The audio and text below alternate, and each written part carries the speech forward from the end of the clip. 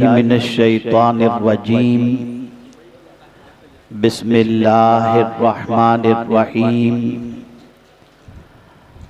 फमन कान यरजू लिक़ाअ रब्बिही फलयअमल अमलन सालिहा वला युशरिक बिइबादति रब्बिही अहदा। सदक़ल्लाहुल अज़ीम।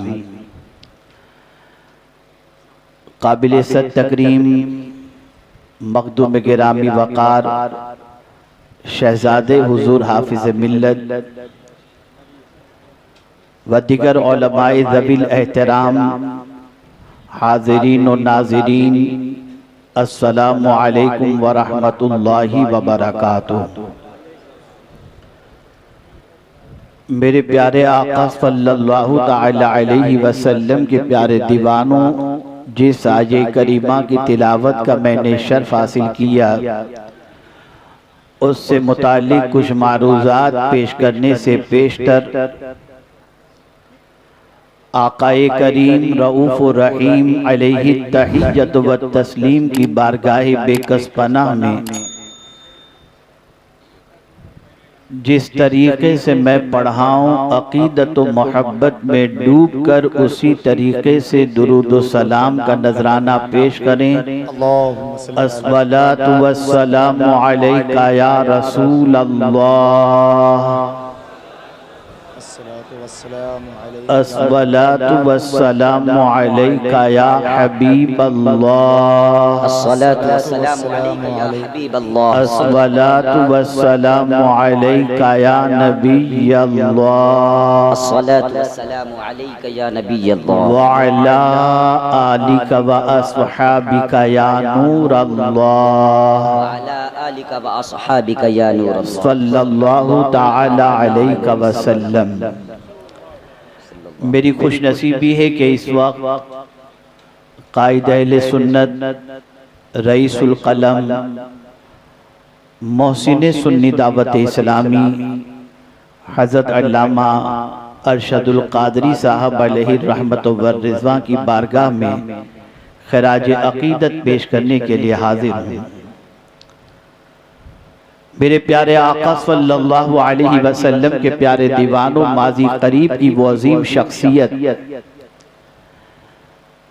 जो एक अजीम मेमार भी थे, अजीम मुफक्किर भी थे, अजीम साहिब दिल भी थे और अजीम साहिब दर्द भी थे।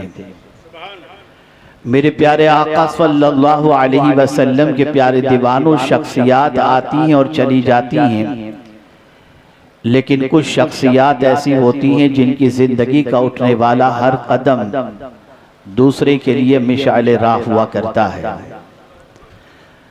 आप यकीन जाने कायदे अहले सुन्नत की कैफियत, उनका दर्द दिल और मिल्लत के सिलसिले में और ख़ास तौर पर सुन्नियत के सिलसिले में उनके सीने में धड़कने वाला जो दिल था, ये उनके असफार से, उनके रातों दिन की कोशिशों से हम महसूस कर सकते हैं। मेरे प्यारे आका सल्लल्लाहु अलैहि वसल्लम के प्यारे दीवानों, आज मैं ये बताना चाहूँगा कि आखिर क्या वजह है कि हम पर जुमूद तारी है। हम में का हर शख्स डे बाय डे सुस्ती का शिकार होता जा रहा है। हमारे अंदर काहिली और आराम पसंदी बढ़ती चली जा रही है। अवाम का हाल ये है कि नमाजों से गफलत, इबादत से गफलत, दीनी तालीम के हुसूल से गफलत, अल्लाह अज़्ज़ व जल्ल के खौफ से गफलत, तिलावत कुरान मुक़द्दस से गफलत, रसूल रहमत सल्लल्लाहु अलैहि वसल्लम की सुन्नतों पर अमल करने से गफलत। आज हमारी कौम पर नमाजें बोझ बनती जा रही हैं, लेकिन अल्लाह के बेशुमार बरगुज़ीदा बंदे इस फर्श गिरती पर ऐसे तशरीफ लाए जिनकी जिंदगी का करार ही नमाज में हुआ करता था।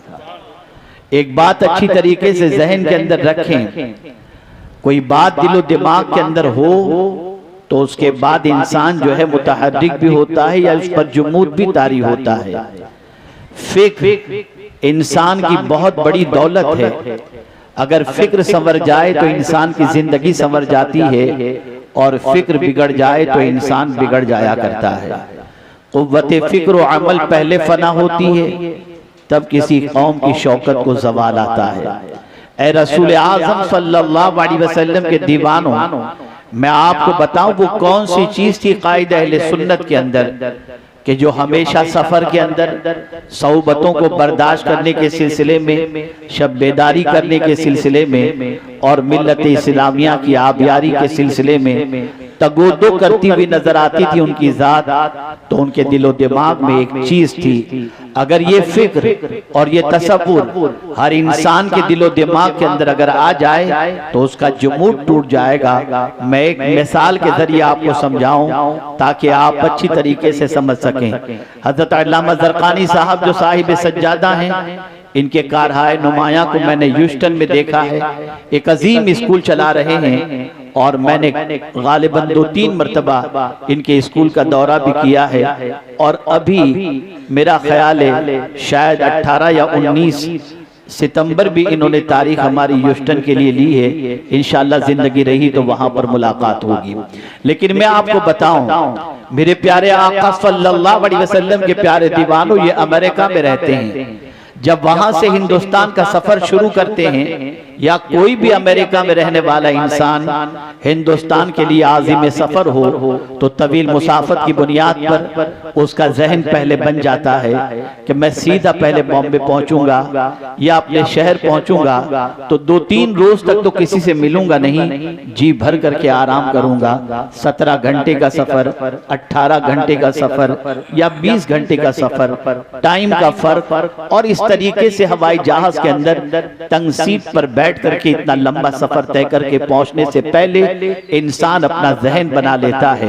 आप मुझे बताइए, लंबे सफर से पहले जहन तो ये था कि हम शहर पहुंचेंगे, शहर पहुंचने के बाद घर पहुंचेंगे और जी भर करके आराम करेंगे। लेकिन किसी शख्स के हवाले से, मैं साहिब सज्जादा की बात नहीं करता, कोई शख्स आज़िम सफर हुआ अमेरिका से और हिंदुस्तान इसी इरादे से पहुंचा, और जैसे ही वो एयरपोर्ट पहुंचा और एयरपोर्ट पहुंचने के बाद अगर उससे कोई कहे कि आइए घर चलते हैं, तो उनकी निगाहें सबसे पहले अपने बच्चों को तलाश करेंगी और वो पूछेंगे आखिर क्या बात है एयरपोर्ट पर मेरे बच्चे नहीं आए, आखिर क्या बात है मेरे भाई एयरपोर्ट पर नजर नहीं आ रहे। तो किसी कहने वाले ने उनको जवाब दिया, आपके बच्चे की तबीयत सीरियस है और वो इस वक्त आईसीयू के अंदर मौजूद है। मैं आपसे सवाल पूछना चाहूंगा, इतनी लंबी फ्लाइट लेकर के आने वाला शख्स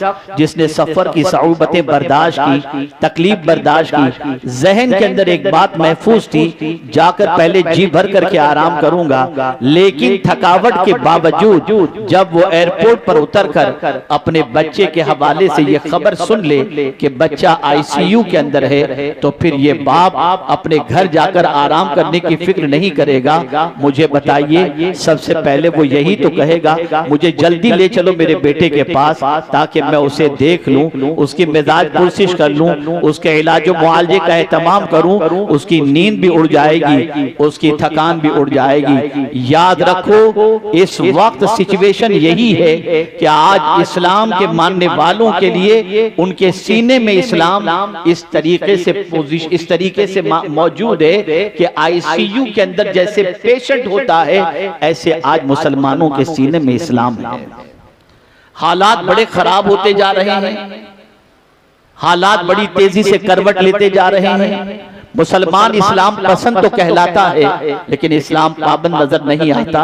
आप जरा देखो, रईसुल कलम ने हमेशा ये देखा कि इस्लाम की शमा मुसलमानों के सीने के अंदर सीने से गुल करने की कोशिश की जा रही है और रातों दिन ये तगोदो की जा रही है कि इस्लाम से मुसलमानों का रिश्ता कमजोर हो जाए। इसलिए जब सफर तय करके आने वाला इंसान आईसीयू में बच्चे के बारे में जान ले तो थकावट दूर हो जाती है और सबसे पहले वो हॉस्पिटल पहुंचता है और वो आराम तर्क कर देता है, ऐसे ही कायदे अहले सुन्नत ने जब सिसकती हुई सुन्नियत को देखा था तो अपना बुढ़ापा भी नहीं देखा, रातों दिन मेहनत की, जहां गए वहां इदारे कायम किए, तहरीकें कायम की, मसाजिद कायम की। और आज सिर्फ हिंदुस्तान ही नहीं, मैं अभी हॉलैंड गया हुआ था, मैंने हॉलैंड के अंदर एक पुरशिको इमारत हजरत कायदे अहले सुन्नत की कायम करदा अपनी आंखों से देखकर, सुभान अल्लाह, सुभान अल्लाह, सुभान अल्लाह, सुभान अल्लाह। मैंने एक उनका सफर देखा है, इत्तेफाक से मैं कहीं मौजूद था और हजरत ने फरमाया मेरी ट्रेन मिस हो जाएगी, मुझे अभी अर्जेंट बॉम्बे सेंट्रल पहुंचना है, मुझे मकराना एक प्रोग्राम के अंदर शरीक होना है, मुझे कैसे भी करके स्टेशन पहुंचाने का इंतजाम किया जाए। मैं खुद लेकर स्टेशन पहुंचा, मैंने कहा हुजूर बोगी नंबर तो बता दीजिए आप, का मौलाना चालू डब्बे में जाना है। मैंने कहा हुजूर मकराने तक का सफर, कहा हाँ मौलाना नहीं जाऊंगा तो पूरा प्लान फेल हो जाएगा। अब मैं जब देख रहा हूं जनरल डब्बे के पास लाइन, तो मैं खुद हैरान, या अल्लाह ये जनरल डब्बे में पहुंचेंगे कैसे, मुअम्मर हैं, लोग कुचल डालेंगे। लेकिन क्या उनकी शान, क्या किया उन्होंने जानते हैं, एक कुली को बुलाया और कुली को बुला करके उन्होंने फरमाया ये अपर बर्थ जो है ना, जा इसको पकड़ ले, जितना पैसा चाहिए तुझे दूंगा लेकिन अपर बर्थ पकड़ ले। ट्रेन का डब्बा खुला, वो फौरन अपर बर्थ की तरफ कुली भागा, जाकर के चादर बिछा दी, हजरत को लेकर के गया और मैंने उस डब्बे की पोजीशन देखी कि इस्तिंजा खाने में भी जाना हो तो आदमी के लिए बड़ी मुसीबत का सामना करना पड़ता, लेकिन ऐसी सिचुएशन में 18 घंटे का सफर कायदे अहले सुन्नत ने जनरल डब्बे में बर्थ पर लेट करके या जिस तरीके से भी था उन्होंने सफर तय किया। याद रखें ये कैफियत कब पैदा होती है, ये जज्बा कब पैदा होता है, ये जज्बा उस वक्त पैदा होता है जब दर्द सुन्नियत हो, दर्द शिकम नहीं। अगर दर्द शिकम हो तो ये जज्बा पैदा नहीं होता। अगर दर्द सुन्नियत हो, मिल्लत का दर्द हो, हालात का इदराक हो, तो मेरे प्यारे आका सल्लल्लाहु अलैहि वसल्लम के प्यारे दीवानों, फिर न वो आराम देखता है न वो अपनी तकलीफ देखता है, बल्कि वो मुसलसल सफर करके सुन्नियत के तहफ्फुज़ की खातिर, बका की खातिर जिद्दोजहद करते हुए नजर आते हैं। आइए मैं थोड़ा सा समझाता हुआ चलूं कुरान की रोशनी में, ताकि आप महसूस कर सकें कि हमारे जहन से वो कौन सी चीज ओझल हो गई है जिसकी बुनियाद पर न हमसे सही मानों में इबादत हो पा रही है, न हमसे सही मानों में दीन की खिदमत हो पा रही है, और न हमसे सही मानों के अंदर कुर्बानी हम दे पा रहे हैं। तो आइए मैं समझाता हुआ चलूं, अल्लाह वालों के अंदर ये जज्बा इसलिए बेदार था, अल्लाह वालों के अंदर ये कैफियत इसलिए मौजूद थी कि कुरान कहता है फमन काना यरजू लिका रब्बिही, जो अपने रब से मुलाकात की उम्मीद रखता हो, जिसके दिलो दिमाग में ये बात गर्दिश कर रही हो कि मुझे एक दिन मेरे खुदा से मिलना है, मेरे पालनहारे हकीकी की बारगाह में हाजिर होना है और मुझे अपनी जिंदगी की कमाई उसके सामने पेश करनी है, तो मेरे प्यारे आका सल्लल्लाहु अलैहि वसल्लम के प्यारे दीवान, उस पर जुमूद तारी नहीं होगा, उस पर बेअमली तारी नहीं होगी। मैं आपको पूछना चाहता हूं, हम में से कितने लोग हैं जिनके जहन में ये बात मौजूद है कि मरना है और मरकर खुदा को मुंह दिखाना है? हम ये भूल गए, हमारे जहन से ये बात ओझल हो गई, और जब ये चीज निकल गई और हुब्बे दुनिया हमारे सीने के अंदर घर कर गई, तो आज दुनिया की मोहब्बत के अंदर इतने डूब गए कि न दीन के लिए वक्त है, न दीन की सरबुलंदी के लिए वक्त है, न अल्लाह अज़्ज़ व जल्ल की इताअत के लिए वक्त है, और न गुनाहों को छोड़ने का जज्बा हमारे अंदर मौजूद है। लेकिन ये बात अगर किसी के जहन में बैठ जाए कि मुझे खुदा से मिलना है, एक दिन मेरे रब से मेरी मुलाकात होगी, तो कुरान कहता है जिसके दिमाग के अंदर ये चीज मौजूद हो कि मुझे मेरे रब से मिलना है, उसे चाहिए फल यामल अमलन सालिहा, वो नेक अमल करे, वो नेक अमल करे। मेरे प्यारे आका सल्लल्लाहु अलैहि वसल्लम के प्यारे दीवानों, मैं नेक अमल की वो तशरीह नहीं करना चाहता जो तबलीगी जमात करती है। नेक अमल से 7 चीजों का नाम नहीं है, कलमा, नमाज, रोजा, हज, ज़कात। नेक अमल किसे कहते हैं? अमल सालेह, इबादत, मुआमलात और अखलाक। जब किसी ईमान वाले की ये 3 चीजें दुरुस्त हो तो अल्लाह ताला उसे पाकीज़ा जिंदगी अता फरमा देता है, उसे कामयाबी अता फरमा देता है। मुझे याद है न्यू जर्सी के अंदर मुझसे चंद नौजवानों ने आर्टिफिशियल इंटेलिजेंस के बारे में सवाल पूछा था और मुझसे उन्होंने कहा था, गुज़िश्ता साल ही की बात है, उन्होंने मुझसे कहा था कि हजरत आर्टिफिशियल इंटेलिजेंस की वजह से इंसान की कीमत खत्म हो जाएगी और इंसान बेरोजगार हो जाएगा। मैंने कहा नहीं, कौन इंसान बेरोजगार होगा? किसकी वैल्यू खत्म होगी? किसका वकार खत्म होगा? इसे कुरान ने मेंशन किया है। कुरान ने कहा, लक़द खलक़नल इंसान फी अहसनि तक़वीम सुम्मा रददनाहु अस्फल साफिलीन इल्लल्लज़ीना आमनू व अमिलुस सालिहात।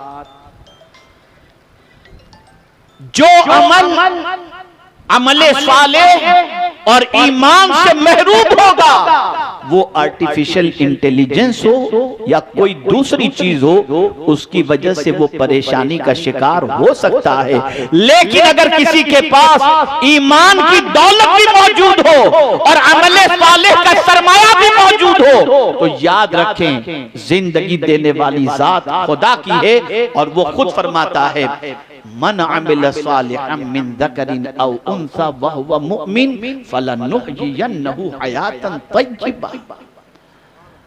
ऐ रसूल आज़म सल्लल्लाहु अलैहि वसल्लम के दीवानों, दुनिया की मॉडर्न टेक्नोलॉजी चाहे जितनी आ जाए, लेकिन अच्छे और नेक इंसानों की कद्र कल भी थी, आज भी है, और जरूरत कल भी थी और आज भी रहेगी। आज जरूरत इस अम्र की है, मौजूदा दौर के चैलेंजेस के हवाले से समझें। आज कई किस्म की जंगों में हम गिरफ्तार हैं। आज पॉलिटिकल वॉर है, आज कैरेक्टर वॉर है, आज प्रोपेगेंडा वॉर है, आज एजुकेशनल वॉर है, आज इकोनॉमिकल वॉर है। कई जंगें हम पर मुसल्लत की जा चुकी हैं। आप देखें, एक तरफ प्रोपेगेंडा हो रहा है, हुजूर के जमाने में भी प्रोपेगेंडा था, मुसलमान दहशतगर्द हैं, आज भी। लेकिन उस तरीके को याद करो, जब ये प्रोपेगेंडा किया जा रहा था, उस जमाने में राइटर नहीं थे, उस जमाने में प्रिंट मीडिया नहीं था, उस जमाने के अंदर इलेक्ट्रॉनिक मीडिया नहीं था। जहां जहां से आवाज आती कि माअज़ल्लाह इस्लाम दहशतगर्दी की तालीम देता है, हुजूर ने उसका इलाज क्या किया आपको मालूम है? जिन इलाकों से आवाज आती थी वहां हुजूर, उस जमाने में तो कुरान भी जमा नहीं हुआ था, सरकार अपने तरबियत याफ्ता किसी सहाबी को उस मोहल्ले में भेज देते थे। अब वो सहाबी वहां सुबह शाम गुजारता, रात तो दिन गुजारता, उसके अखलाक और किरदार को देखकर प्रोपेगेंडा करने वाले खुद कहते, जब इसके अखलाक ऐसे हैं तो इसके आका के अखलाक कितने अच्छे हैं। ये पहचान थी, ये आइडेंटिटी थी। कल तक मुसलमान को कोई नहीं देख रहा था, आज आप एयरपोर्ट पर पहुंचे तो आपको नीचे से लेकर ऊपर तक देखा जा रहा है। दिखाओ अपना अखलाक, दिखाओ अपना किरदार, दिखाओ।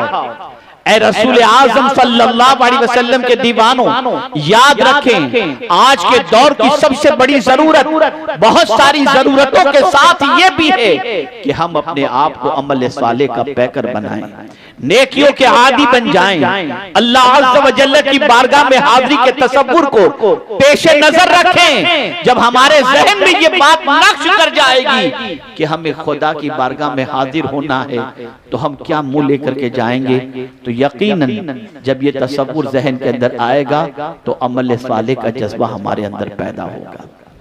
इसलिए कि याद रखें, आप भी जाएंगे, हम भी जाएंगे, नेक भी जाएंगे, बद भी जाएंगे खुदा की बारगाह में, लेकिन दोनों का अंदाज जुदा होगा। कुरान कहता है, यौम नहशुरुल मुत्तकीना इलर रहमान वफ्दा व नसूकुल मुजरिमीना इला जहन्नम विर्दा। मुत्तकीन, अल्लाह से डरने वाले बंदे जब अल्लाह की बारगाह में क़यामत के दिन हाजिर होंगे तो उनकी शान ये होगी, वो मेहमान होंगे और अल्लाह उनका मेजबान होगा, उनका मेजबान होगा। और जो दुनिया के अंदर जुर्म के अंदर अपनी जिंदगी गुजारते हैं, जब वो बारगाहे समदियत में पहुंचेंगे तो कैफियत ये होगी कि घसीट कर उनको जहन्नम की तरफ ले जाया जाएगा। ए रसूल आज़म सल्लल्लाहु अलैहि वसल्लम के दीवानों, आज पूरी दुनिया हमको बिजी कर चुकी है।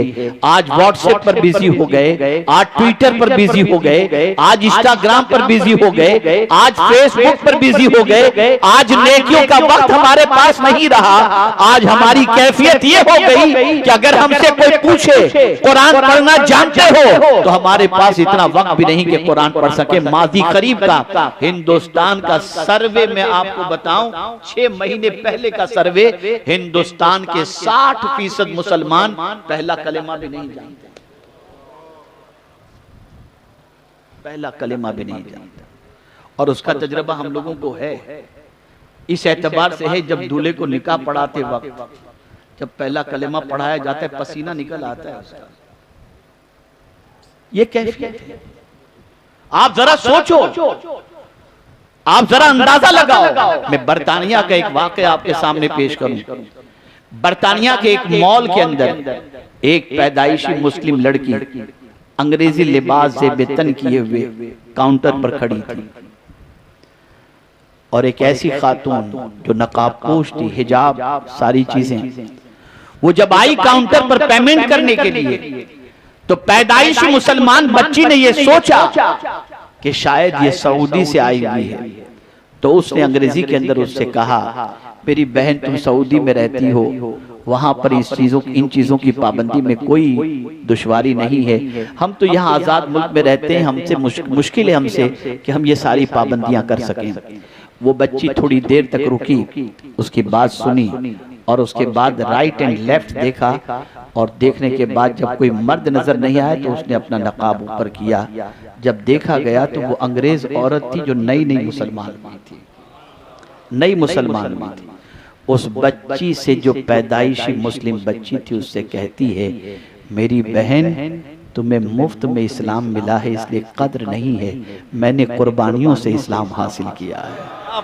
क्या बात है, हमें मुफ्त में इस्लाम मिला इसलिए कद्र नहीं। अल्लामा ज़रक़ानी जानते हैं इस वक्त कि मगरिबी ममालिक में दुनिया इस्लाम पढ़ रही है और इस्लाम पढ़ने के बाद इस्लाम पर सब कुछ लुटाने के लिए तैयार है, लेकिन हमारे मुसलमान को सिर्फ टीवी देखनी और रात को गंदी पिक्चरें देखनी। कौन पढ़ता है इस्लाम? हमारे पास इतना वक्त नहीं कि अपना दीन पढ़ सके, अपने नबी की सीरत पढ़ सके। खुदा के लिए अपनी सोच बदलो, खुदा के लिए अपनी फिक्र बदलो। और मैं बस एक आखिरी बात अर्ज कर दूं, याद रखें, जैसा कि अल्लामा ज़रक़ानी साहब ने इर्तिदाद के हवाले से अपनी पहली बात पेश की, मैं यहाँ बता दूं, चाहे हम हों, चाहे ये हमारे उलमा, चाहे कोई पीर हो, चाहे कोई शेख हो, चाहे कोई आलिम बामल हो, किसी को इससे बेफिक्र रहने की जरूरत नहीं। अगर हम सोचें कि नहीं हमारे बच्चे मुर्तद नहीं हो सकते, तो मैं कुरान की रोशनी में समझाऊं कि ये फिक्र रखना ये मुनासिब नहीं है। हमें हमेशा ये फिक्र रखनी होगी चाहे हम कुछ भी हो, इसलिए कि ये फिक्र हजरत याकूब की भी थी।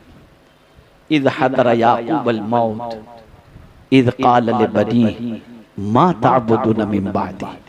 जब हजरत याकूब अलैहिस्सलाम के विसाल का वक्त आया तो उन्होंने अपने बेटे और पोतों को जमा करके यही सवाल तो किया कि मेरे बाद तुम किसकी इबादत करोगे।